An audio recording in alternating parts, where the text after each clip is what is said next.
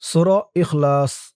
আউযু বিল্লাহি মিনাশ শাইতানির রাজীম। বিসমিল্লাহির রহমানির রহিম। কুল হুয়াল্লাহু আহাদ। কুল হুয়াল্লাহু আহাদ। বলো, তিনি আল্লাহ এক ও অদ্বিতীয়। আল্লাহুস সামাদ। আল্লাহুস সামাদ। আল্লাহ কারো মুখাপেক্ষী নন, সকলেই তার মুখাপেক্ষী। লাম ইয়ালিদ ওয়া লাম ইউলাদ। লাম ইয়ালিদ ওয়া লাম ইউলাদ। তিনি কাউকে জন্ম দেননি এবং তাকেও জন্ম দেওয়া হয়নি।